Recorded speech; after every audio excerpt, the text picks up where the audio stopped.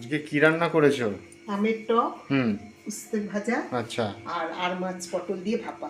বাহ, এটা কি পোস্ত আর দিয়ে মাছ? ভাপা। হ্যাঁ, আজকে আর মাছ বাবা পটল সকালেই দিয়ে এনেছে। ভাপা। আর এটার মধ্যে কি আছে? আমের টক আমের টক। আর উস্তে ভাজা ওইখানে উস্তে রয়েছে। ভাজা ওখানে রয়েছে।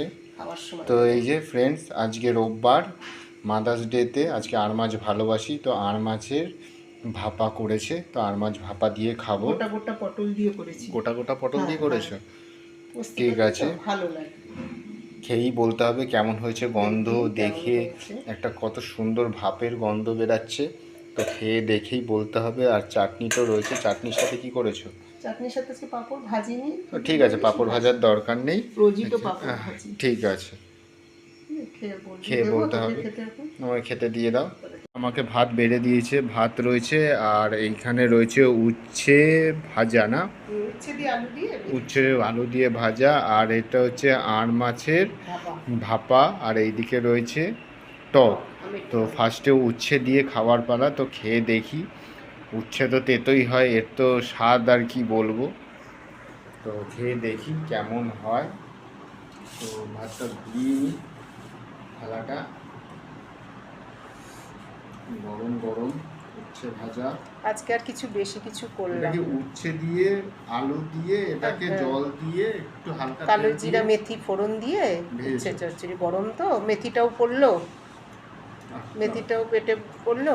বেশ তিতা তিতা তিতো হয়েছে। তিতো তো হবেই। যা গরম পড়েছে, চুলটা হ্যাঁ, কেটে আসলাম। আমের টকটাও প্রয়োজন এই গরমে। আর তুই ভালোবাসিস বলেই তোর বাবা সকালেই আজকে বলেছে আজকে যাই বাজারে গিয়ে যদি আড় মাছ পাই আর মাছ আনবো।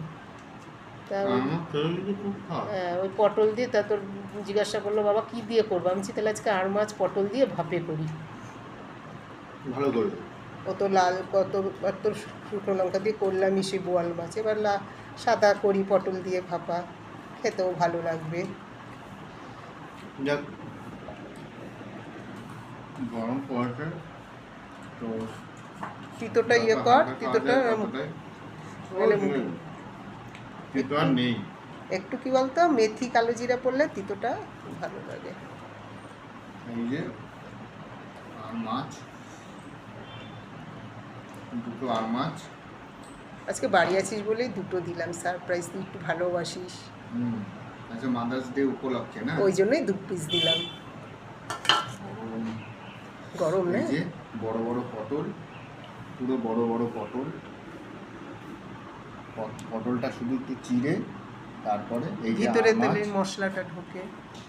আর মাছটা ভালো করে দেখাও। বাবা কি গরম।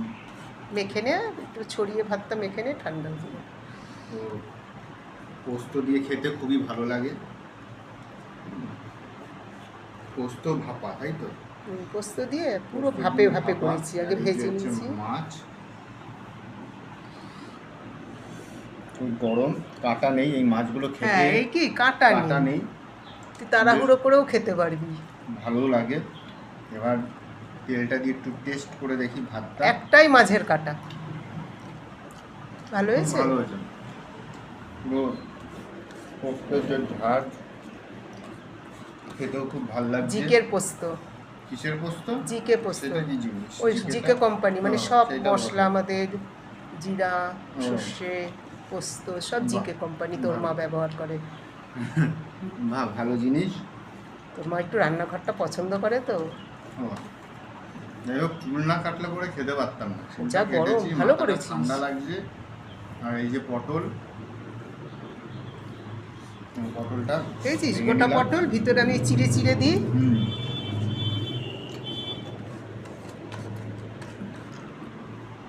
খুব ভালো হয়েছে খেতে। বেশি কথা বলবো না, আর মাছ দিয়ে ভাতটা শেষ করি। দুটো আর মাছ আস্তে আস্তে খাই, গরম পড়েছে, আর বেশি কথা বলতে ভাল লাগছে না। তো টাটা গাইস, তোমরাও দুপুরবেলার ভিডিও করে নাও চটপট, দেখবে ভিউজ বেড়ে যাবে, আমার মতো ভিউজ কম থাকবে না। টাটা।